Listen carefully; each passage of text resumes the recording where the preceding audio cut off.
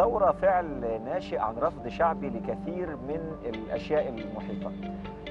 الحقيقة ده لقائنا، أو هذا هو عنوان اللقاء التالي في قاهرة المعز. برحب بضيفي الكريم الأستاذ الدكتور أحمد ماضي أبو العزايل، أستاذ الصحة النفسية. أهلا بك يا دكتور. اهلا بيك يا فندم. دكتور احمد، انا برحب بحضرتك وكل سنه وحضرتك طيب. بالصحه والسلامه. بدايه عايزين نتكلم عن سلوكيات الشعب المصري، وخاصه بعد ثوره كبيره زي ثوره 25 يناير، وخاصه ان كان كتير جدا من المحللين بيقولوا ان الشعب المصري مش مؤهل لثوره، او نقدر نقول مش ان هو مش مؤهل لثوره، ان هو يعني في نوع من انواع السلبيه. انا كنت شايفاها ركود، مش شايفاها كده.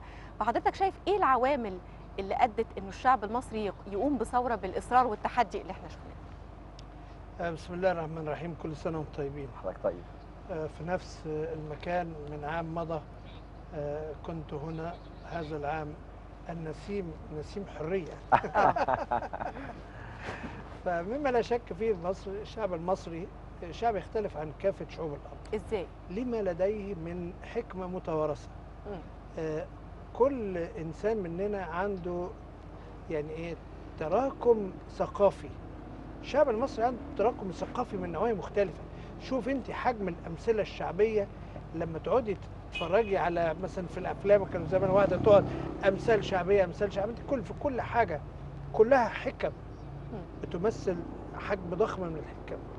كل ائمه التدين خرجوا من الشعب المصري اللي كان ليهم التغيير العميق في شخصيه الشعوب.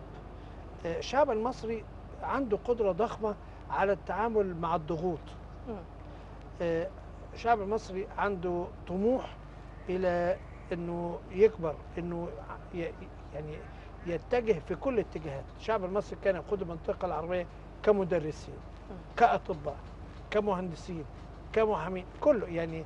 فالشعب المصري ما عندوش زي بعض المناطق اللي بيكون فيها قبلية، لأنه القبلية برضو نتيجة للبعد عن مصدر المياه بيبقى فيه شوية يعني إيه تحكم في الحيز. إنما مع وجود النيل والثقافة الممتدة في رخاء.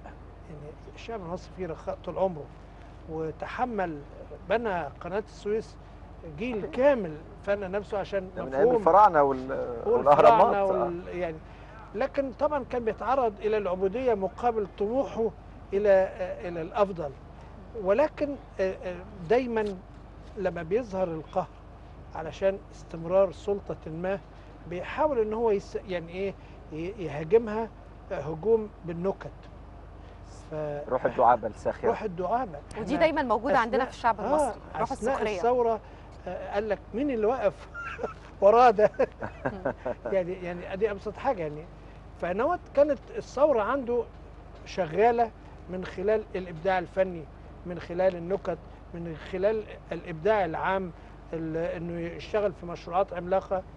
لكن ما كانش بينسى إنه يرتب لمستقبله. والنموذج كان الحاكم هو إنه يرعب الناس والجزر من قدامهم.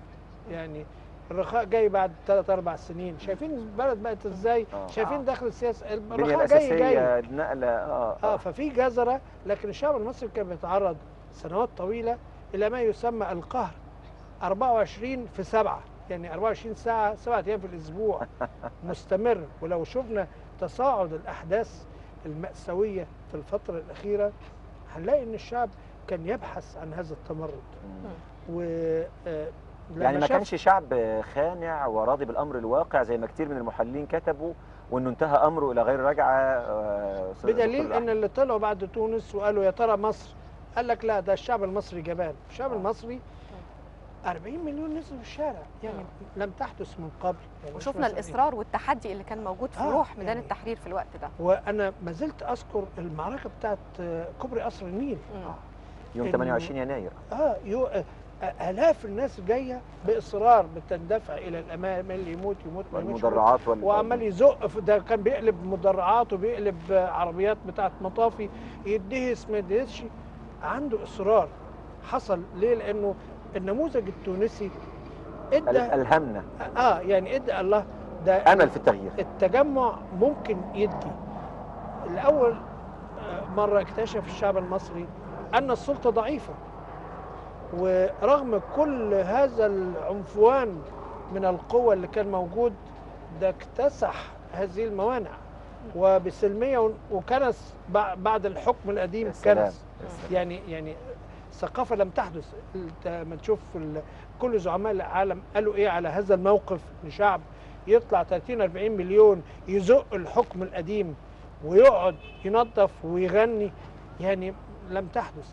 فالشعب المصري شعب راقي، شعب شخصيته شخصية قيادية، طول عمره كان قيادي، ويثور عندما يثور هي يوم وانتهي، ما يقعدش يثور في شنك سنوات طويلة. ويمكن دي كانت يعني ايه دليل على انه تكون الجماعات المعارضة اللي ملهاش هدف غير العنف بيؤدي الى اضرار بالشعوب. احنا اتحكمنا بالحديد والنار سنين طويلة لان كان في كل شوية واحد يطلع يعمل خناقة، لكن المفروض الشعوب بتتحرك فقط لما تحس انه ان الاوان والموضوع استوى يتحرك يشيل. صحيح. شال ملوك وشال رؤساء قبل كده كثيرين. هل حضرتك شايف انه سلوكيات المواطن المصري او الشعب المصري ممكن يتغير بعد الثورة، وشايف هيتجه ازاي؟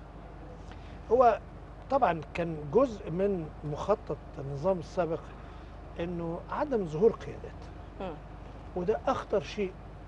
حتى الوزارات تلاقي الوزير وتحت منه 30 40 مستوى من المستشارين وكل الموظفين المتخصصين مش صف تاني من الكوادر الشابه المبدعه الخلاقه مش موجود. يمشي الوزير كل حاجه تقع. هل كان بيتم هدم بعض الرموز او المبدعين اللي بجد او بعض القيادات كان بيتم هدمهم؟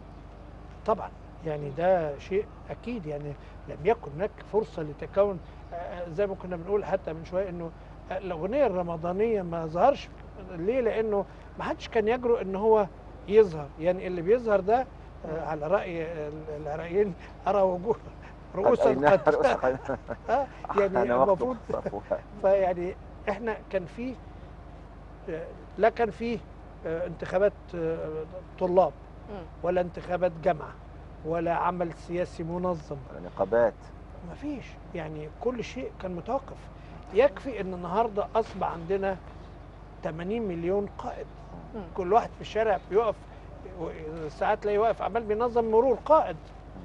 واحد بيطلع يتكلم في التلفزيون قائد، تسمع منه تحس انه قائد. تطلع لك جماعه مش عارف ايه تتحدث كانه قائد. طبعا في وسط هذه الصوره في ضحايا كتير حصلوا في الاوقات السابقه، عندهم رعب من تكرار التجربه. صحيح. فتلاقي عمال بيحاول ان هو يمسك في الحكم بكل طريقه. الشعوب يعني ايه يعني عندها ثقافه عاليه. هتلاقي شويه بشويه مع الانتخابات الامور بيبحثوا عن الافضل. تمام. واحنا لغايه دلوقتي ما سمعناش، لانه الاحداث سخنه لسه، ما سمعناش واحد قال ايه خطته. يعني في ايه البرنامج حزب ما. انا شايف انا بحترم حزب الوفد لانه كان اول من كون حكومه ظل حتى ايام مبارك في الانتخابات الاخيره. كانت برئاسه الدكتور علي السلمي بالمناسبه. نائب رئيس كانت برئاسه الدكتور علي السلمي. الاحزاب الاخرى لم تصل الى مستوى انها تعلن عن وزرائها، ولم تعلن حتى الان على خطه كل وزاره. ايمن نور كان برضو عنده خطه في واعتقد زمان. التجمع كان عنده برنامج واضح ايضا. والتجمع كان في فتره من الفترات كان عنده برنامج. فشويه بشويه الامور بتبتدي المجتمع بعيد تنظيم نفسه.